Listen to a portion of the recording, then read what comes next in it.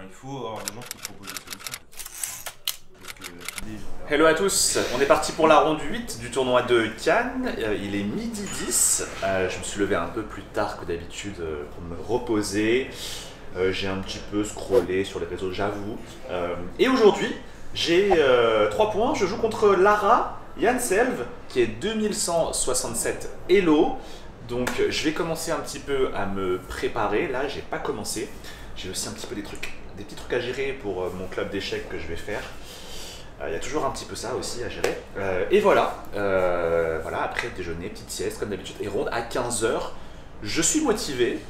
Voilà, le tournoi est super dur, il se passe très très mal, mais je suis motivé et j'ai à cœur de bien terminer. Ce n'est que le début de ma remontée qui va durer plusieurs mois et années.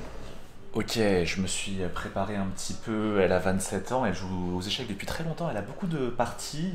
C'est une joueuse expérimentée qu'on a en face aujourd'hui et elle joue plutôt D4 au premier coup. Des fois, elle peut jouer C4, ce sur quoi je pense je vais jouer C5. Mais bon, je m'attends pas trop à C4. Sinon, elle joue surtout D4. Moi j'ai fini. Ça c'est quoi ma prépa? Vas-y. C'est E4, C5, F3, D6, fou B5 échec, fin de la prépa.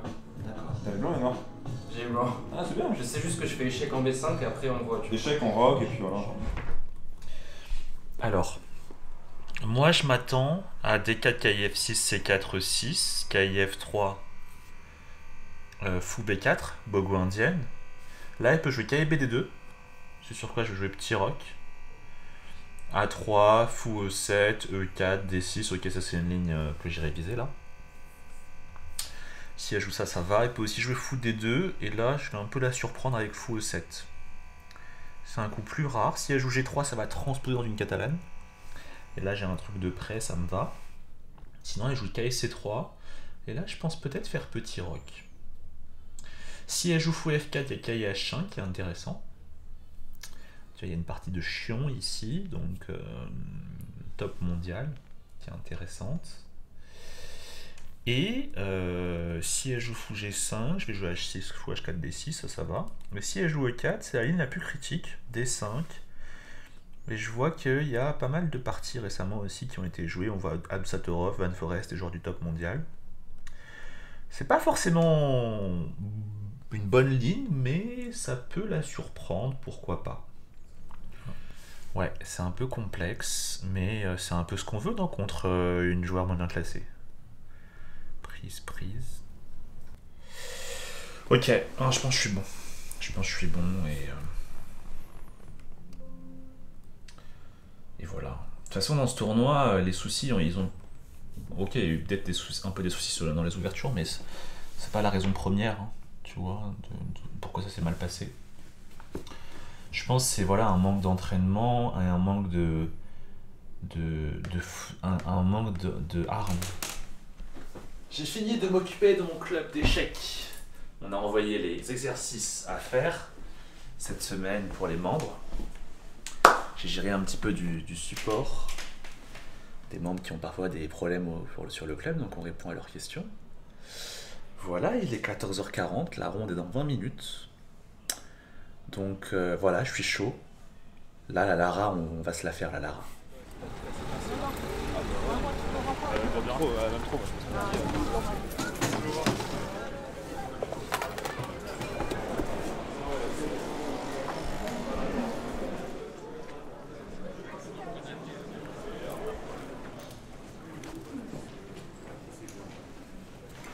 Et Lara qui me joue ici D4, je fais cavalier F6, C4, E6, cavalier F3 et je plante ma préparation, fou B4, Bogo indienne. Elle joue ici ligne avec fou D2 et je joue ici fou E7, la petite surprise dont je vous avais parlé. Elle joue ici G3 et elle fait le choix du coup de transposer dans la catalane. Je joue D5, fou G2, petit roc, dame C2, cavalier BD7, petit roc, C6. On a la position très classique de la catalane, variante fou B4, fou E7. Et ici, elle joue B3, un coup très thématique dans la catalane. Elle aimerait jouer KC3 pour pousser E4, mais le problème, c'est que le pion en C4 est en l'air. Donc, elle le défend avec B3 d'abord. Je joue ici B6 et je me dis, bon, bah, le truc, c'est que si elle joue KC3 pour faire la fameuse poussée du centre avec E4, et je joue fou A6 et elle a des problèmes ici pour défendre le pion C4. Et là, à ma grande surprise, Lara, après une petite réflexion, joue cavalier C3. Et bah, je me dis, bon, bah, fou A6. J'attaque ici 2 fois le pion C4 et du coup, elle n'a pas le temps de pousser E4. Et si elle fait C prend D5, je suis quand même assez content parce que moi aussi, je fais C prend D5, la colonne C s'ouvre, ma tour arrive en C8 et je trouve que je suis pas mal du tout. Du coup, ici, elle réfléchit pas mal, une longue réflexion, alors que moi, j'ai juste peut-être réfléchi 5 minutes à la pendule. Et après, je crois, 10-15 minutes de réflexion, elle fait le choix ici de tour FD1 qui sacrifie le pion C4. Je suis très surpris. Parce que je sais que c'est un sacrifice qui est assez thématique dans la catalane, mais je me dis, je ne vois pas clairement les compensations, et moi je suis 2300, elle est 2100, je pense que je vais réussir à tenir l'attaque face à une joueuse de ce niveau, donc je prends ici en C4, elle joue E4, donc c'est son idée, hein. En échange du pion, elle récupère le centre, elle a 2 pions dans le carré magique, et là je me dis, ok, franchement, je ne vois pas trop la suite pour elle, parce que si elle joue E5, j'ai le cavalier qui débarque en D5, il est très fort. Elle ne peut jamais vraiment jouer D5 parce que j'échange tout en D5. Et donc je fais un petit coup ici utile, H6, pour éviter éventuellement plus tard des K G5, des fous G5. Et ici, elle réfléchit de plus en plus. Et finalement, elle joue fou F4, un coup dont je ne suis pas particulièrement fan, parce que maintenant, quand elle va pousser E5, mon cavalier arrive en D5 et il va attaquer le fou en F4. Du coup, bon, je me dis, ok. Elle ne peut pas pousser E5, elle ne peut pas pousser D5. Je me dis, je vais clairement encaisser ici le pion de plus. Je fais C prend B3, A prend B3. J'ai le fou en A6 qui est attaqué par la tour en A1. Donc je reviens en B7. Et pour moi, franchement, j'ai un pion de plus et j'ai du mal un petit peu à avoir les compensations pour notre amie Lara. Du coup, ici, elle joue H3. Bon, elle se rend compte qu'à l'aile dame, elle ne peut pas faire grand-chose parce que j'ai quand même 3 pions et elle, un seul pion. Donc elle va essayer d'attaquer à l'aile roi et elle prépare du coup la poussée G4. C'est pour ça qu'elle joue H3 avec idée G5 et peut-être ouvrir les lignes ici sur mon roi. Bon, moi je joue ici A5 parce que j'aimerais bien jouer tour C8 pour préparer la poussée C5, mais le problème c'est que le pion A7 serait attaqué par la tour en A1. Donc je joue A5 pour cela. Elle joue G4 et ici je joue tour C8. Voilà, je vais préparer la poussée C5. Et en fait, ce que je me suis dit, c'est que même si elle joue G5, je ne vois pas vraiment en quoi elle a de l'attaque. Je fais H prend G5, et si elle fait cavalier prend G5, j'ai cavalier H5. J'attaque en même temps le fou F4 et le cavalier G5, elle perd du matériel. Et si elle fait ici fou prend G7, j'ai cavalier H7, et pour moi, les pièces s'échangent, et c'est même plutôt son roi qui devient faible au niveau de l'aile roi. Donc c'est pour ça qu'elle joue ici pas G5, elle fait le choix de cavalier H2, mais un coup que je trouve quand même vachement passif. Elle met comme ça le cavalier dans le coin de l'échiquier. Et tranquillement, encore une fois, je fais ma petite technique de j'attends et je vais voir un peu ce qu'elle va faire. Parce que moi, j'ai un pion de plus, donc je lui demande bah, prouve-moi ton attaque. Je fais juste un petit coup de tour, tour E8. Elle fait dame E2 pour s'enlever du vis-à-vis avec la tour en C8. Et là, je fais cavalier F8. Je me dis, bon, bah, je vais aller en G6, attaquer le fou en F4 peut-être. Parce que mine de rien, avec la poussée G4, elle a créé un peu des trous sur case noire en F4 et en H4. Du coup, en anticipation, elle joue fou G3. Et là, je joue ici fou B4. Alors, mon idée, c'est quoi? C'est que j'aimerais beaucoup faire la poussée libératrice C5, mais je ne peux pas vraiment la faire parce qu'elle fait D prend C5 et il y a le vis-à-vis entre la tour D1 et madame D8. Donc, il faut que je trouve une case un petit peu de refuge pour madame. Comme ça, après, je vais pouvoir jouer la poussée libératrice C5 sans permettre le vis-à-vis entre sa tour et madame. Donc, la case qui est pas mal, c'est E7, mais elle est occupée par le fou E7. Donc, c'est pour ça que je fais fou B4. Et après, tour A C1, maintenant, je fais dame E7. Je me suis enlevé du vis-à-vis avec la tour D1 et maintenant, je menace la poussée libératrice C5. Ici, elle joue cavalier A4. Elle profite du fait que ma dame est partie en E7 et le pion B6 n'est plus défendu, mais je le défends ici avec cavalier FD7. Et j'ai du mal ici à voir comment elle va continuer son attaque. Ici, elle joue finalement E5. Mais là, je fais B5. Je force le cavalier à partir. Et le cavalier est obligé de retourner ici en C3 ou en B2. Elle fait le choix de B2. Et maintenant, grâce à B5, mon idée, c'est que la case B6, elle est libre, et donc je peux faire K et B6, K et D5, et le cavalier sera extrêmement fort ici en D5. Donc je fais ici K et B6, elle fait cavalier F3. Cavalier F3, un coup assez malin parce qu'elle contrôle la case H4 et menace du coup fou H4 qui améliorait son fou, donc c'est pour ça que je joue K et G6, pour empêcher l'activation de son fou par fou H4. Elle joue ici K et D3 et là cavalier D5. Franchement, je suis vachement bien. Le cavalier qui est bien en D5. Je prépare la poussée C5. Là, j'ai beaucoup plus de temps que elle. Et elle, je crois qu'on est au 25e coup. Il reste 15 coups à jouer. Elle doit avoir 15 minutes. Donc c'est un petit peu chaud pour elle. Et ici, elle joue le coup tour F1 parce que je menaçais ici la fourchette en C3, cavalier C3. Et là, je me dis, ah tiens, est-ce que je pourrais pas faire la poussée libératrice C5? Mais le problème que je vois, c'est K prend B3. cavalier prend B4, et si je fais C prend B4, il y a le pion en B5 qui est en l'air. Sauf que là, je me dis, ok, peut-être ce pion, je peux le donner, parce que j'ai cavalier DF4, et en fait, le fou G2, elle a du mal à le défendre, peut-être je vais le manger, et si après, roi prend G2 après, le fou B7 sera tellement surpuissant que j'étais sûr que ce pion B5, je pouvais le sacrifier. Donc je me suis dit, ok, on y va, je peux jouer la poussée libératrice C5. Je pense qu'elle comprend la même chose que moi, elle ne peut pas vraiment venir capturer ici le pion en B5, donc elle échange tout en C5, D prend C5, fou prend C5. Et maintenant, elle joue H4 pour pouvoir faire H5 et forcer mon cavalier G6 à devoir reculer. Ici, je joue fou à3, j'attaque la tour en C1, mon idée elle est assez simple, je veux forcer la tour à partir, comme ça c'est moi qui aura entièrement la colonne C. Elle prend en C8, je prends en C8 et vous voyez maintenant c'est moi qui a la colonne C. Elle joue H5, attaque le cavalier, je reviens en F8 et du coup bon, l'avantage pour elle c'est que le cavalier G6 ne contrôle plus la case H4 et donc elle peut faire fou H4 pour activer son fou et elle va aussi préparer la poussée G5 qui va peut-être créer de l'attaque sur mon roi. Là je suis un peu inquiet, je commence à me dire ok Julien peut-être que tu as mal joué, peut-être que tu as laissé un petit peu de contre-jeu, peut-être que ça va encore une fois mal se passer, mais je commence à me dire, ok, on arrête de un petit peu tergiverser, je commence à regarder le coup dame D7, et je me dis, ok, si en fait elle joue G5, je pense que j'ai cavalier C3, j'attaque ici la dame en E2, elle doit venir en E3, parce que la dame est attaquée, et là je commence à me dire, bon mais ok, j'ai fou E4. J'ai fou E4, le cavalier D3 il est attaqué, elle ne peut pas le défendre avec tour D1 parce qu'il y a cavalier prend D1. Du coup le cavalier il doit partir par exemple en F4. Et je me dis, bon bah là maintenant la case C5 elle est libre, je fais fou C5 et la dame est totalement enfermée quasiment. Et si dame prend C3, il y a fou prend F2, je gagne la dame. Et donc là je me dis, ok, je suis super confiant, ça va très bien. Donc ici je joue dame D7. Elle a très peu de temps à la pendule, elle joue G5, je joue cavalier C3, elle joue dame E3 et là tout d'un coup je me dis, oh, mince, Julien, t'as fait une bêtise. Je me rends compte que tout d'un coup, sur fou E4, il y a G prend H6. Et en fait, ici, si je fais dame prend D3, il y a dame G5. Elle menace mat en G7. Le seul moyen de parer un petit peu le mat, c'est peut-être G6, mais dame F6. Et là, c'est mat imparable en G7. Je commence à me dire, non mais c'est pas possible.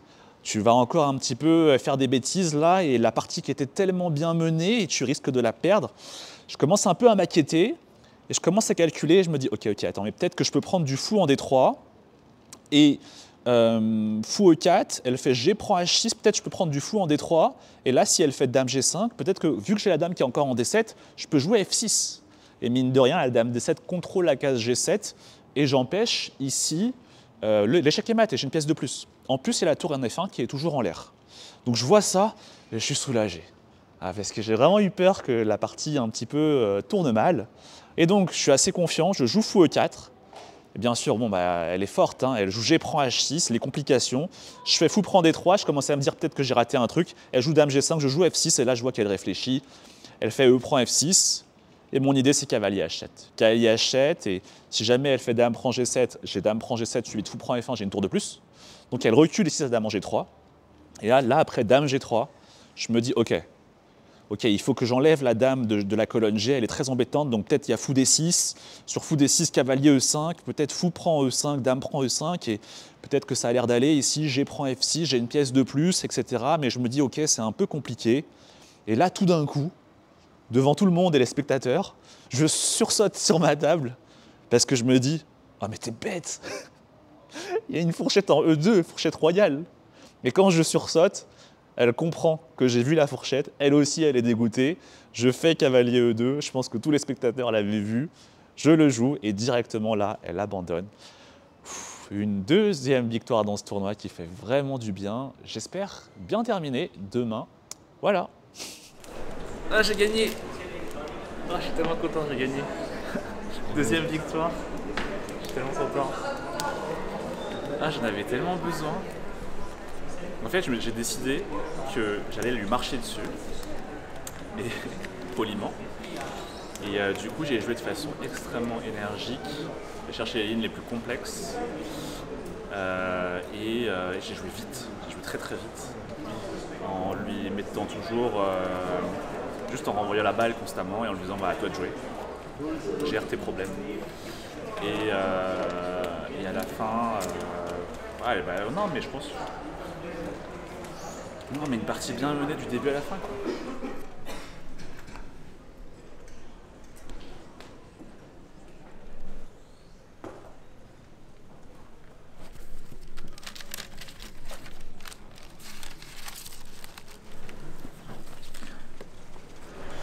Bah moi j'ai gagné, enfin. Lucas a perdu. Dommage. Enfin. Éditeur de jeu, c'est ça, les échecs. Mais les blancs commencent sur le côté. C'est l'enfer ou... Trop bizarre. Ouais. Bah je sais pas, franchement. Genre je suis arrivé et je l'ai marché dessus. Et quand je l'ai regardé, je me disais, je vais te battre. Faut que je sois comme ça, je pense. Et pas en mode, ah faut pas que je fasse une erreur, j'ai peur, tu vois. Ça va pas. T'es comme ça toi aussi? Bah moi je suis souvent en mode faut pas chasser l'erreur, j'ai peur, je suis quasiment plutôt comme ça. Ouais. Et c'est pas une bonne, c'est une mauvaise énergie, non, je trouve. Ouais, je sais. Faut plus être en mode je vais te mais je suis totalement d'accord. massacrer. Ouais. Là j'étais comme ça, tu vois. Et du coup, mes coups étaient plus violents. Perdu. Gagné. Match nul. Je fais nul. Voilà.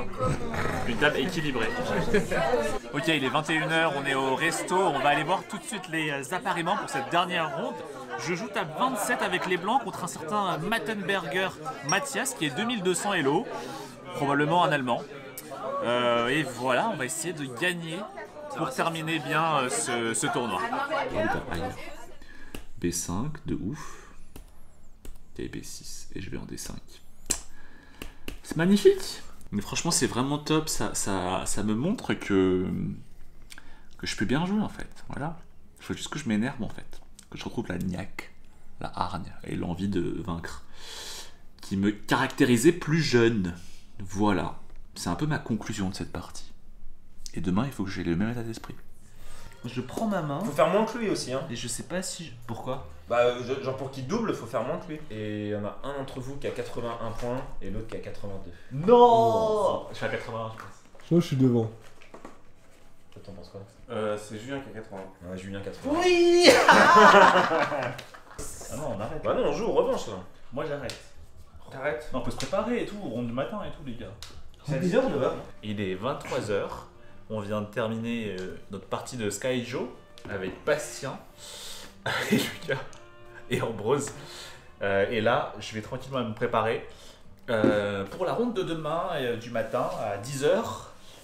Voilà, j'espère que je vais bien finir le tournoi. Merci à tous d'avoir regardé cette vidéo, la ronde 8 de Cannes. Et on se retrouve demain pour une dernière victoire, je l'espère. Ciao, ciao.